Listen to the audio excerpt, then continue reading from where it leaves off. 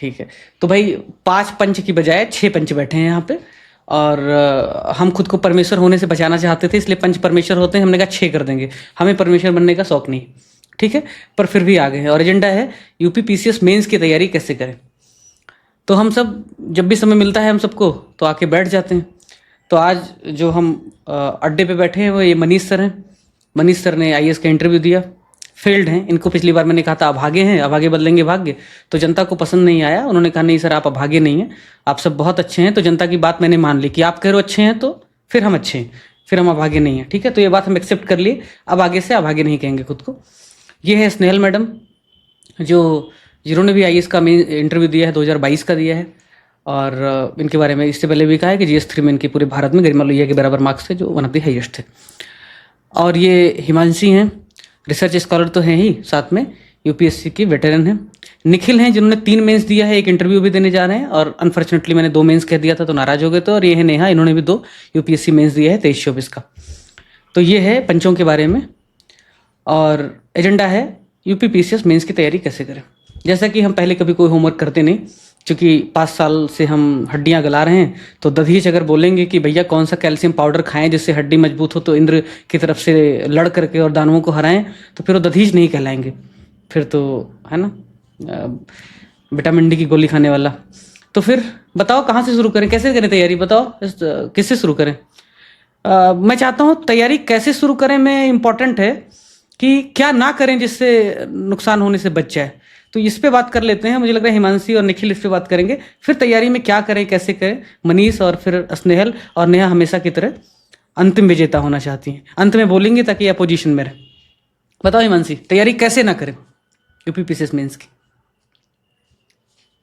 सबसे पहली चीज जो हमें लगती है वो ये है कि बहुत ज्यादा रिसोर्सेज को मल्टीप्लाई करने से कुछ नहीं होता, क्योंकि वो रिफ्लेक्ट नहीं करता फिर आंसर्स में।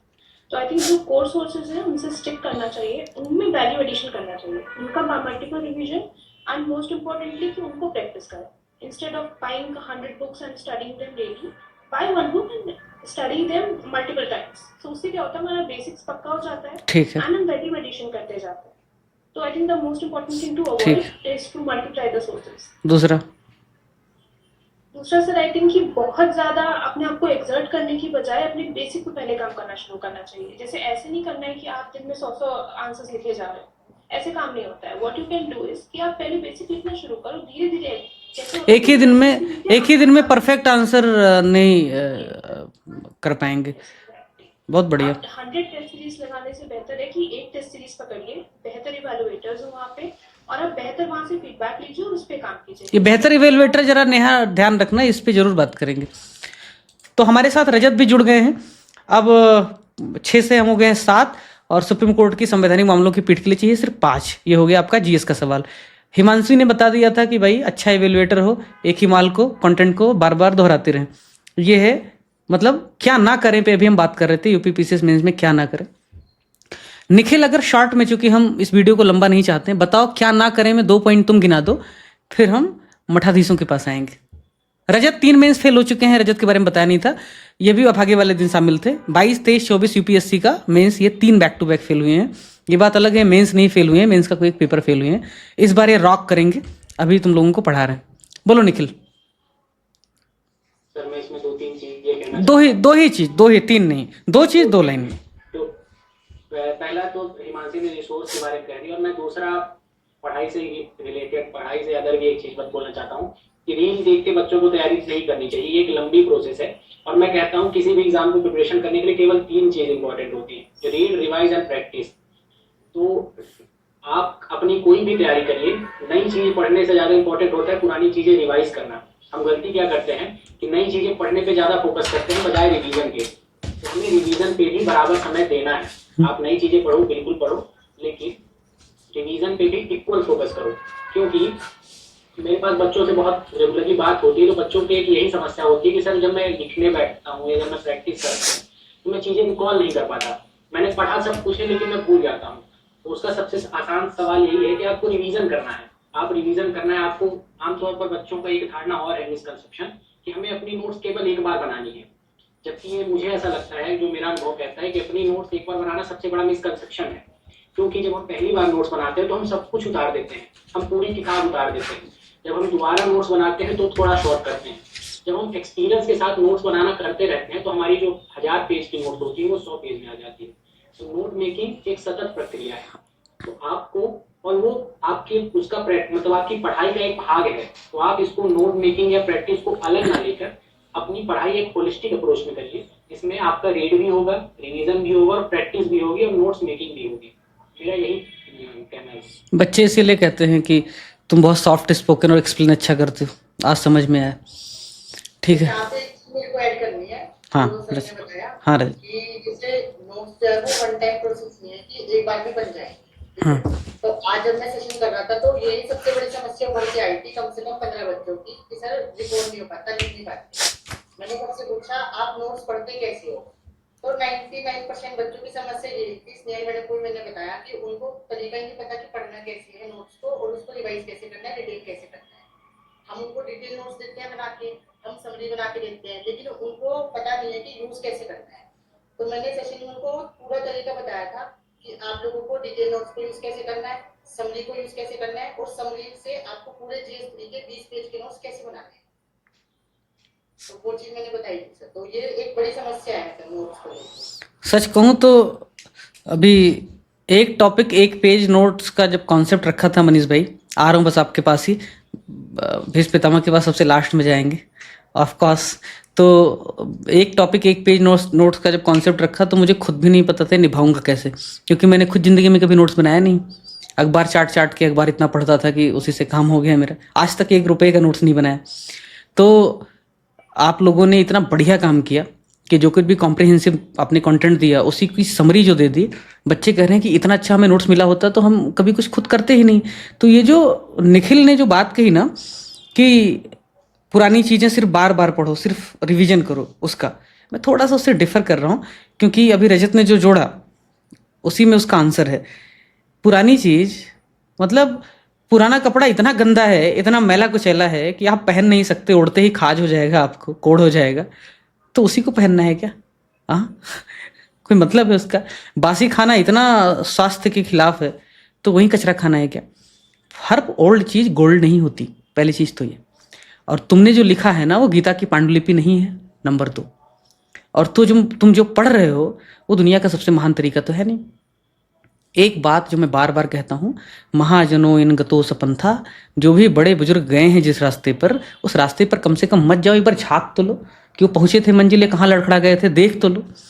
तो मनीष तुमसे मैं एक ही चीज़ तो नहीं, लेकिन ये पहली चीज़ जानना चाहता हूँ कि जो कहते हैं ना कि पुरानी चीज़ बार बार रिवाइज करो और वो कचरा है तो क्या करें? दूसरा, अपने ही नोट्स को सिर्फ बार बार रिवाइज करते रहें, भले उसमें कुछ दम ना हो, उसका वैल्यूडेशन कुछ नहीं होना चाहिए। और ये सवाल बार बार आता है, स्टैटिक मैंने बना लिया, सॉरी मैंने नोट्स बना लिया था 3 साल पहले, तो सर उसको पढूं या जो आप दे रहे हैं कंटेंट वो पढूं? तो ये 2 सवाल पे तुम जवाब दे दो मनीष, फिर बताओ मेंस के लिए क्या आदर्श तरीका है। नेहा तुम्हारे पास भी आएंगे, फिर स्नेहल तुम्हारे पास भी। प्लीज मनीष। नहीं, एक बार जो नोट्स बन गए उसको रिफाइन करना, लगातार उसको अपडेट करना, मतलब ये ऐसा है कि जैसे जब तक वो पानी रुक गया तो वो नाला बन जाएगा, चलता रहेगा तो उसमें और भी सारी चीजें, मिनरल्स वगैरह जो भी है वो छन के आता रहेगा। तो जब तक आप नोट्स बना रहे हैं और उसको लगातार अपडेट कर रहे हैं, क्योंकि न्यूज़पेपर हम सब पढ़ते हैं तैयारी के दौरान, मैगजीन हम सब पढ़ते हैं तैयारी के दौरान, तो जो भी फैक्ट है, जो भी कीवर्ड है, जो भी कोटेशन है, वो अगर उसमें अपडेट हो रहा है तो ही वो रिलेवेंट रह पाएगा, अदरवाइज तो समय के साथ अपडेटेड हो जाएगा। हाँ, जहाँ तक रही बात क्या करना चाहिए, तो मुझे लगता है कि जो यूपीपीसीएस के साथ अच्छी बात ये है कि इसका सिलेबस जो है मेंस का जो पैटर्न है वो 2018 के बाद से चेंज हुआ। तो आपके पास पीवाईक्यू में 5 साल के लिए पीवाईक्यू है और उससे समझ में आ जाता है कि क्वेश्चन कैसे पूछा जाए। अब ध्यान देंगे यूपीपीसीएस में क्वेश्चन जो होते हैं बहुत स्ट्रेट फॉरवर्ड होते हैं और टॉपिक्स ओरिएंटेड होते हैं। टॉपिक को ही अगर आप, जैसा आप यहाँ लोग बता रहे हैं, टॉपिक पे ही अगर आपने नोट बना दिया, वन टॉपिक 1 पेज नोट अगर आपके रेडिंग और आप उसको लगातार प्रिपेयर कर रहे हो, तो आप फिर अगली चीज से शिफ्ट हो सकते हो। मतलब आपको फिर वो रिकॉल नहीं करना है बार बार कि अगर आपसे पूछा है कि बताइए तो रिक्यूट की डेफिनेशन आपको रिकॉल नहीं करनी, आपको प्रेजेंटेशन पे ध्यान देना है कि आप कैसे डायग्राम बनाएंगे, कैसे फ्लोचार्ट बनाएंगे, कैसे उसको, और मतलब आंसर आपके अच्छे दिखें, क्योंकि वो अल्टीमेटली मार्क्स तो उसी के हैं ना कि आपके आंसर कितने अच्छे दिख रहे हैं, कितने मतलब वो अलग आंसर दिख रहा है कि नहीं। फॉर एग्जाम्पल मुझे लगता है कि ये मतलब प्रैक्टिकल चीज़ है कि उसके पास इतना ज़्यादा टाइम नहीं होता है, तो वो आपकी एक एक लाइन को पढ़े। तो आपका अगर प्रेजेंटेशन अच्छा है, आपका विजिबिलिटी है, आपने अंडरलाइन किया है सोचा कि और उससे नंबर लेंगे। एक इस पे बनीश भाई मैं कहना चाहता हूँ, मैं क्या कहना चाहता हूँ, हम सबको पता है, दुनिया को लगभग पता चल रहा है। मेंस पीवाईक्यू हमारे लिए मार्गदर्शक है और हमारे लिए बीकन ऑफ लाइट भी है, गाइडिंग लाइट भी है। तो प्रियम्बल की तरह ये है, इसीलिए इस पर काम करते हुए शायद यूपीपीसीएस के इतिहास में पहली बार, इस लिहाज से नहीं कि पीवाईक्यू किसी ने दिया, इस लिहाज से कि प्रॉपर 3-4 लोग बैठे, उन्होंने शोधशाला खोली, रिसर्च करना शुरू किया और मेंस के लिए, मेंस पीवाईक्यू को लेकर एक शोध श्रृंखला की सीरीज सर्च लाई। जैसे मैंने करंट अफेयर के लिए यूपीपीसीएस में शोध श्रृंखला चलाई थी, ऐसे ही मेंस पीवाईक्यू को लेकर के शोध श्रृंखला चलाई। फ्री अवेलेबल है हमारे एप्लीकेशन पर भी, एडमेत्रे के मेंस पीवाईक्यू की शोध श्रृंखला GS2, GS3, GS5 उपलब्ध है। GS6 आ रहा है बस कुछ ही दिन में, और ये PDF हमारे टेलीग्राम चैनल पे भी उपलब्ध है। ठीक है, निःशुल्क है, कुछ पैसे तो देने नहीं, एक बार देख लो, क्योंकि प्रयागराज, दिल्ली, ORN, मुखर्जी नगर, हर जगह स्टॉल पे बिक रहा है, इवन लखनऊ में भी बिक रहा है। तो मार्केट में लोग खरीद रहे हैं, बड़ी डिमांड है उसकी, आप भी उसका लाभ उठाइए। और दूसरा, जो मुझ जैसे कुछ लोग हैं जिन्होंने कभी नोट्स नहीं बनाया, और जब मैंने तैयारी शुरू की उस समय एक तो मेरे पास समय नहीं होता था, दूसरा ईरा सिंघल मैडम का मैंने कहीं वीडियो देख लिया, इंटरव्यू, कि उन्होंने भी कभी नोट्स नहीं बनाया था। मैंने कहा बस दुनिया में जो मैं कर रहा था कि मुझे कभी नोट्स नहीं बनाना, ये बात अलग है कि मैंने आलस की वजह से या समय की वजह से नहीं बनाया, मैडम ने किस वजह से नहीं बनाया मुझे नहीं पता है, तो चलो अपन भी नोट्स नहीं बनाएगा। तो ऐसा मत करो, मजबूरी होती है इसलिए ऐसा कभी कभी करना पड़ता है। हमारा जो कॉम्प्रिहेंसिव नोट्स है और जो समरी है उसमें ठीक ठाक स्पेस है, ठीक ठाक कंटेंट है और बहुत ही इनोवेटिव कंटेंट है, उसी में आप डिजिटली फॉर्म में या कैसे भी करके आप उसमें ऐड कर सकते हैं चीज़ें, और रख लो, एक तो भी रेफरेंस के लिए चीज़ें होनी चाहिए। हाँ स्नेहल, कुछ कह रही हो आप? जी सर, आप लोग सब बता रहे हैं युद्ध अभ्यास कौन सा करना है, बट युद्ध अनुभव भी एक चीज है, मेंटालिटी भी एक चीज है। मुझे लगता है मेंस की गेम ही मेंटालिटी की है। आपके पास जितनी भी सामग्री है उसमें आप अच्छा आंसर लिख पाइए, मेंस की गेम है, तो हम जो भी सामग्री दे रहे हैं कॉम्प्रेसिव नोट्स में, I think that is more than enough. अगर आपको उसको इस्तेमाल करना आता है, आपको अभ्यास है कैसे इस्तेमाल करना है पता है, तो एक चीज़ इसमें मैं कहूँगा, जैसे भी स्नेहल मैडम चूँकि काफ़ी मेरिटोरियस और बहुत अनुभवी फैकल्टी है, IAS इंटरव्यू दिया है ऑफकोर्स उन्होंने, नेहा काफ़ी अनुभवी हैं, ये दोनों हैं महाराष्ट्र से, इनकी काबिलियत के आधार पे यहाँ पे ये काफ़ी अच्छा कर रही हैं। तो जैसे इन्होंने कहा बहुत अच्छी सामग्री है, तो हम क्या कर रहे हैं अपने कंटेंट में, जहाँ जहाँ सामग्री जैसे वर्ड हैं उनको हम कंटेंट से रिप्लेस कर रहे हैं। क्यों? क्योंकि जो भी कठिन वर्ड हैं, जो भी कीवर्ड्स हैं, उनको हम देवनागरी में ही डाल रहे हैं। अगर 100 लोग भी ऐसा कर गए, हमारे पास लगभग 550 से ज़्यादा सत्याग्रही हैं मेंस में जो पढ़ रहे हैं, हम उनको सत्याग्रही इसलिए कह रहे हैं क्योंकि वो सत्याग्रही करने निकले हैं।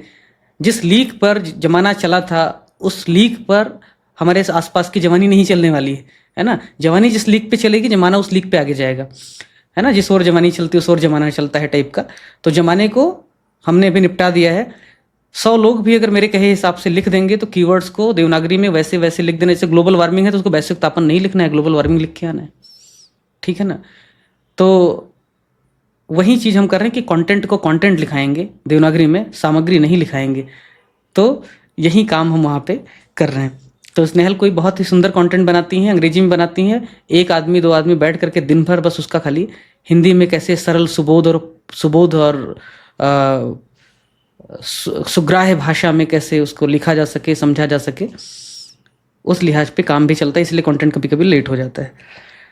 अब ये तो हो गया क्या ना करें, क्या करें, ये वाला हिस्सा बचा है। रजत बताओ क्या करें।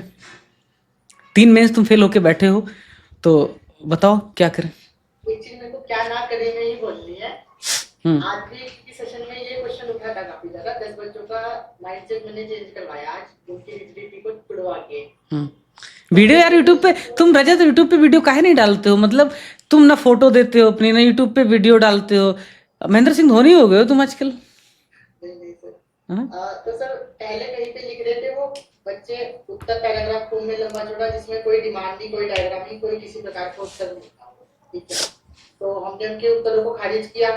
अब उन्होंने ऑब्जेक्शन रेज किया कि सर हमको तो अभी तक गुड रिमार्क मिल रहे थे, 10 में से 6 नंबर 5 हम दुनिया का सबसे महान आंसर। एक बात रजत मैं टोकना चाहता हूँ, एक्चुअली मॉडरेटर होने के नाते बड़ा नाजायज फायदा उठा रहा हूँ, तो माफ कर देना, आपके हिस्से का समय मैं खाता हूँ।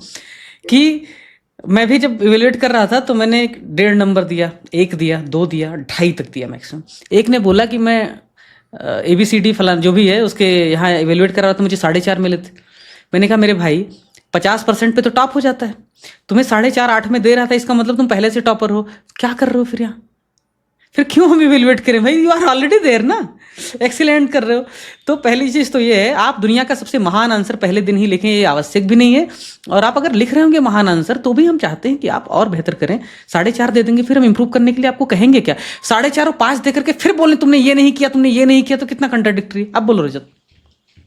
देखो सर यही था, शायद वो वही बच्चा होगा जिसको आपने 1.5 नंबर दिए, क्योंकि वो बोल रहा था एसपी सर ने मेरे को ऑलरेडी स्कोर किया है काफी ज्यादा। तो मैंने कहा स्कोर करने से क्या होगा? आप एक बात बताओ, आपकी कॉपी आपने जहाँ पे चेक कराई, वी डू नॉट नो कि आपने कहाँ पे चेक कराई, लेकिन हम लाइव आंसर राइटिंग करते हैं।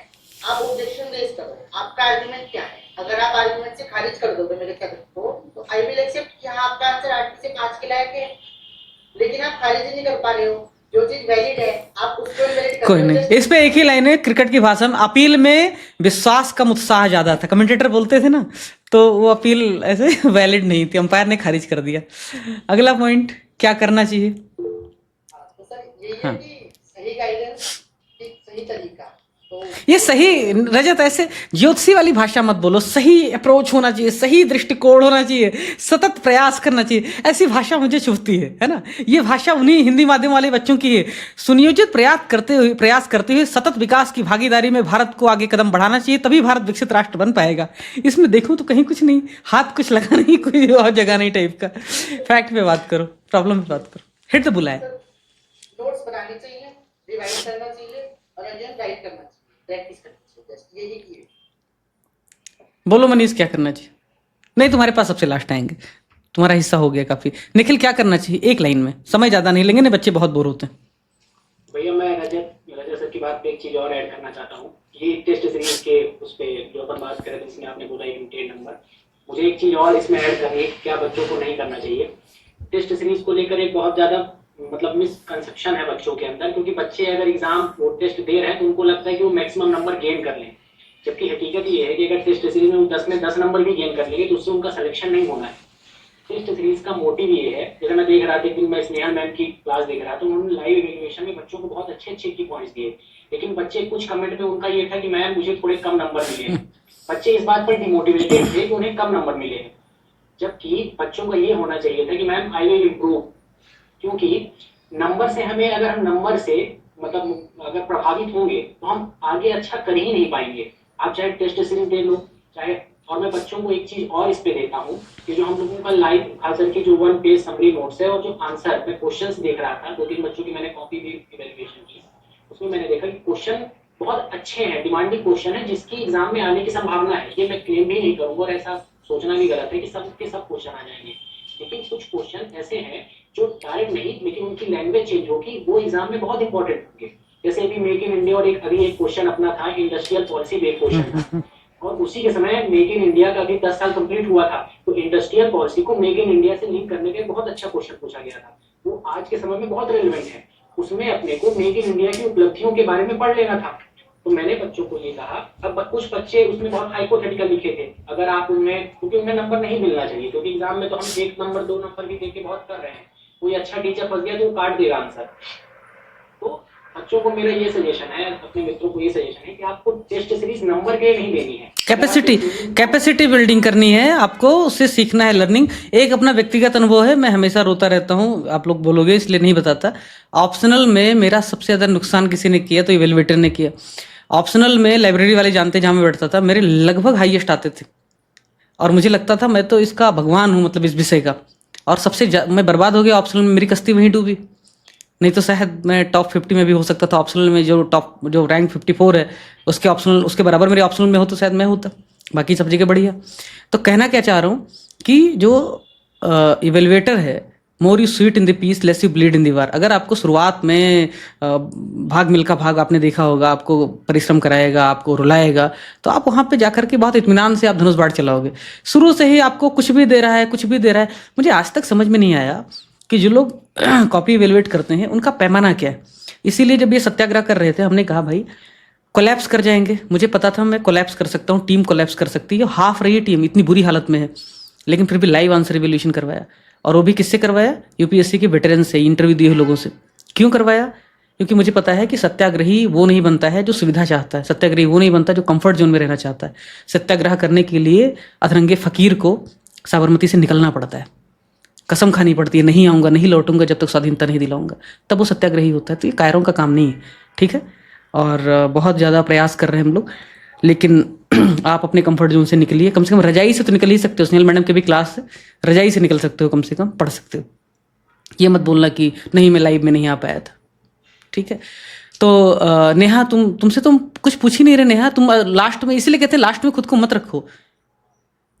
सफर में भीड़ क्या है मनीषो? सफर में भीड़ तो है, निकल सको तो चलो। क्या है निदा फाजली की? सफर में धूप तो होगी, हाँ, निकल सको तो चलो।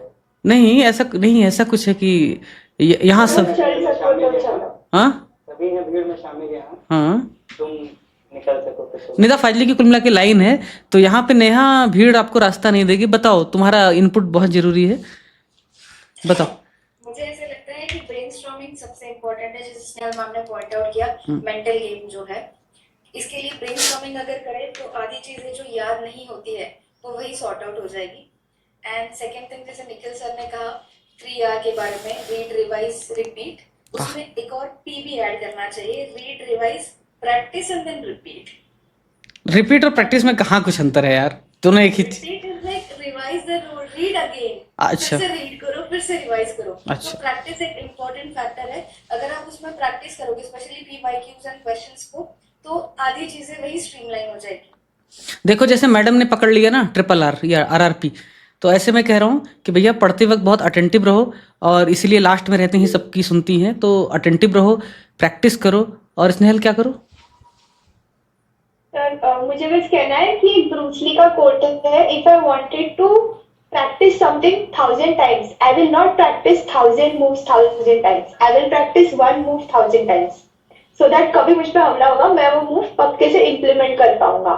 तो आई फील सब बातों का यही सार है कि एक मूव पकड़िए। हमारा कोर्स अगर आप ज्वाइन किए, हमारे मटेरियल कंटेंट को लीजिए and practice it 1000 times and definitely. ये नहीं कहना था स्नेहल, ये नहीं कहना। मैं पर्सनली इसको मैं डिलीट कर रहा हूँ कि ये जो चर्चा थी, जो अड्डा था, ये यूपीपीसीएस मेंस कैसे पढ़े पर था। हमारा कोर्स ले लो, इस पे नहीं था। क्यों? फिर बच्चों को लगेगा ना ना ना ना ना ना स्नेहल, फिर बच्चों को लगेगा देखो माल बेच रहे हैं MBA वाले। ऐसे नहीं करने का। ये एक्सपंज कर दिया जाए, रिकॉर्ड से हटा दिया जाए। स्पीकर महोदय, ये हटा दिया जाए। बोलो मनीष, बाकी सब ठीक था, हमारा ले लो, ये नहीं ठीक था। इससे फिर ऐसे नहीं, किसी का भी ले लो, नो प्रॉब्लम। हाँ, एक चीज इसको ऐसे कह सकते हो, इसे ऐसे कह सकते हो कि हमारे यहाँ एक पॉलिसी है। इसने अगर कहना ही था तो कौन सी बात कहाँ कैसे कही जाती है, अगर ये सलीका है तो हर बात सुनी जाती है। ब्रूसली ने नहीं कहा है, ये किसी और ने कहा है। तो नहीं, ब्रूसली को हिंदी नहीं आती थी ना, शेर आता था। तो बस, तो ये कह सकती हो कि एक हफ्ते में हमारे यहाँ घोषित हाउसिंग बरेल, पता है यार मनीष, तुम ABCD सिखाओगे कि ये जो पॉलिसी है, घोषित पॉलिसी है एडमेत्रेया की, आप सबकी पॉलिसी है कि आपको आना है, रजिस्टर करना है, एक हफ्ते तक पढ़ना है, नहीं समझ में आता है रिफंड लेके जाना है। और वो ऐसा नहीं, आज तक 4 लोगों ने लिया है, 550 में 4 लोगों ने रिफंड लिया। उनके अलग अलग कारण थे, हालांकि उन्होंने और 4 लोगों को ज्वाइन करवा दिया क्योंकि उनके दूसरे रीजन थे। तो आना है, नहीं पसंद आता है मैसेज करना है किसी भी टीम मेंबर को। ऐप से होता है सब कुछ ट्रांसपेरेंट है, आपको तुरंत आपको मिल जाएगा। और फिर भी एक बार देख लो, इस गली भी आ जाओ, इस गली भी आकर के देख लो, हो सकता है तुम्हारा यही असली मैत्री बैठा हो। बोलो स्नेहल, तुम्हें जाना भी क्लास में, तुम बोल के निकल जाओ, नहीं तो वहाँ बच्चे वेट कर रहे हैं। इंतजार कराना अच्छी बात नहीं। एक ही किक आप लोग प्रैक्टिस कीजिए, कोई भी मटेरियल कीजिए, हमारे कीजिए, ऐसे नहीं किसी का भी। बट एक बार आ सकते हो, ऐसा बोल सकते हो। Revise, repeat. हाँ, और डेफिनेटली अगर आप वो कंसिस्टेंसी मेंटेन करेंगे जो रेयरेस्ट ह्यूमन क्वालिटी है, definitely will succeed one day और the other. Thank you Snehal, आपकी फ्लाइट है अगली सेशन है मतलब आपका। आप हम थोड़ी और गप्पे हाँक लेते हैं, फिर मिलते हैं किसी और रिसर्च वाले से बुकलेट पे शायद मिलेंगे हम बहुत जल्दी, एक हफ्ते में। लेट हो जाता है, 10-15 दिन हो जाता है, नहीं मिल पाते। हम सोच रहे हैं कि एक एडमेत्रे का रेडियो ही चला देते हैं, हर 10-15 दिन पे हम लोग मिलते हैं, बैठ के कुछ न कुछ पढ़ने लिखने से संबंधित बात करेंगे। बोलो मनीष, कुछ कहना है या जिसको जो कुछ भी कहना है कह दो, अनकही मन कही जो बची। बोलो रजत। स्नेहल मैडम ने बोला था ना, मेरा उस पर एक ऑब्जेक्शन है कि किसी का भी ले लो फिर बाद में हमें दिक्कत होती है उनको सुधारने में। ओ। किसी का भी लेने से पहले सोचना चाहिए कि इसका अलग पॉइंट है। ये सही, ये सामने कहना था, ठीक। यस यस यस, एक्चुअली में बिगड़ के आओगे फिर नशा मुक्ति केंद्र हम चलाएंगे कि अब सुधार रहे हैं, तो यार आ जाओ, पहले आ जाओ, जल्दी आ जाओगे तो सुधर जाओगे, है ना, गुरुकुल में आ जाओ। बोलो मनीष। इसी बात पे मतलब एक बहुत प्रैक्टिकल एग्जांपल मैं देख रहा हूँ। जिस कोचिंग ने आपको डुबोया हिंदी के ऑप्शनल में, उसी कोचिंग से 6 साल का एक्सपीरियंस लिया हुआ एक लड़का, उसकी मैंने इवैल्यूएशन कॉपी देखी। तो क्या लिखता है, मतलब टेम्पलेट उसका था, तो प्रयास अच्छा है लेकिन और सुधार करने की जरूरत है, अच्छे बिंदु हैं लेकिन इसमें और समावेशिता की जरूरत है। ओह गॉड। और ये 10 में से 8 में ऐसे ही था। तो मेरा एक भविष्यवाणी है, मैं सोच रहा हूँ कि अगर टैब पे अगर इसको करना होता तो ये टेम्पलेट बना होता, बस कॉपी पेस्ट कर दो, कॉपी पेस्ट कर दो। तो इस मेंटालिटी से जो बच्चे आते हैं, कॉपी पेस्टिंग के बाद जो बच्चे हैं, तो जाहिर सी बात है फिर उनको सुधारने के लिए और मनीष एक बात जो मैं हमेशा कहता हूँ, वो उस दोस्त ने मुझे फ़ोन करके डांटा भी था कि क्यों मैं ऐसे कह रहा हूँ। मेरा दोस्त है, उसके 50 नंबर है, और विजन एक सबसे प्रतिष्ठित संस्था में जानबूझ करके नाम ले रहा हूँ उसका, क्योंकि उनको भी ये फैक्ट चेक करना चाहिए कि एवेलुएटर या जो आप कहते हैं ना कि लेस कॉम्पिटेंट शुड नॉट जज मोर कॉम्पिटेंट, तो जो लेस कॉम्पिटेंट है उसको नहीं रखना चाहिए मोर कॉम्पिटेंट को जज करने के लिए। तो वो विजन में GS3 की कॉपी चेक कर रहा है, और मैं सोचता हूँ कई बार उसी विजन में मैं भी लगभग 90 के करीब मेरे स्कोर थे, स्नेहल के खुद के 90 थे, हम भी देते, क्योंकि उस पर थोड़ा सा लगा था कि हाँ टेस्ट अच्छा होगा। मत करो ऐसे। दूसरा, एक नया मुझे पैटर्न पता चला है लोगों का, AI से पॉइंट जनरेट करते हैं फीडबैक के, वो भी कॉपी पेस्ट मारते हैं। हमने ये सारी गढ़ और मठ जो तिलिस्म जो बना हुआ था, भ्रम का, झूठ का, फरेब का, ओपेकनेस का, अपारदर्शिता का, नेपथ्य से ज्ञान देने का, इन सबको एक ही बार में ढहा देने का, उस पर बुलडोजर चला देने का फैसला किया। और मैं सोच रहा हूँ इस पर एक नया वीडियो ही बनाना पड़ेगा कि कैसे बुलडोजर हमने चलाया है। तो वो जो बुलडोजर चलाया है हमने भ्रम पर, वो है लाइव इवैल्यूएशन। फैकल्टी जो सबसे योग्य है, उसके रैंक कुछ मार्क्स से नहीं आए, लेकिन जिनके रैंक आए हैं उनसे कम से कम अधिकतम विषयों में उसके ज़्यादा मार्क्स, किसी ऑप्शनल में डूब गया, कोई एथिक्स में डूब गया, तो वो फैकल्टी बैठ करके आपकी कॉपी चेक करिए और आमने सामने। मैं जानता हूँ बहुत टायरिंग प्रोसेस है, अगर सिर्फ पैसे की बात होती, कोई भी दुनिया का कोचिंग अफोर्डेबल रेट में लाइव इवैल्यूएशन नहीं करवा सकता, इसलिए मुझे कोई डर नहीं है, इसलिए मैं फोमो नहीं है, मुझे इन्फीरियरिटी भी नहीं है, और ना ही मुझे डर है कि कोई चुरा ले गया रेसिपी। नहीं चुरा सकते, क्योंकि जो प्रॉफिट कमाना चाहता है, जो प्रॉफिटेरियन मोटिव के साथ बैठा हुआ है, वो कभी भी लाइव इवैल्यूएशन नहीं कर पाएगा। नेहा और मैं बैठ करके शाम को सुबह कम से कम 10 लोगों के इंटरव्यू करते हैं हम। प्रॉपर 2023, 22, 21 में जिन लोगों ने इंटरव्यू दिया है, इस बार 24 में जो लोग दे रहे हैं, उनकी पूरी हम शॉर्टलिस्ट करते हैं। गूगल फॉर्म फ्लोट करता रहता है अलग अलग चैनल्स पे। हम उन इंटरव्यू दिए हुए लोगों से 2-2 इंटरव्यू दिया है, किसी ने 1-1 दिया है, प्रॉपर उनका हम इंटरव्यू करते हैं कि भैया हमें लाइव इवैल्यूएशन करना है, और एक ही आता है, इतना पैसा लूँगा, और फिर देखते हैं बजट, तो पता चलता है उतने में तो बैंक लोन भी नहीं देगा। तो कोई भी कोचिंग, दुनिया की कोई भी कोचिंग ये काम नहीं करवा सकती। हम इसलिए करवा पा रहे हैं क्योंकि हमें कुछ ऐसे लोग मिले हैं, रजत जैसे लोग मिले हैं हमें नेहा है, निखिल नहीं, स्नेहल है, और भी 2-3 लोग हमें ज्वाइन कर रहे हैं, जिनका एक ही कहना है कि उनके हमारे विजन में आस्था है। जिस सत्याग्रह को हम कर रहे हैं उसकी विनोबा भावे, अगर गांधी हम लोग हैं तो ये विनोबा भावे हैं, ये नेहरू, तो निश्चित तौर पे ये जो सत्याग्रही हैं ये इसमें साथ दे रहे हैं, पैसे के लिए नहीं, स्वार्थ के लिए नहीं, बल्कि कोशिश कर रहे हैं कि अगर एक बार भी हमने सुधार दिया तो कम से कम ठीक है, लगेगा कि हमने कुछ किया है। जो हमारे साथ हुआ उनके साथ नहीं होगा। जो पीड़ा में स्वयं रहा है दूसरों को पीड़ित नहीं देख सकता। इतना ही था मेरा कहना, बाकी किसी को इसमें एड ऑन करना हो तो कर सकता है, अदरवाइज 30 मिनट हो गया।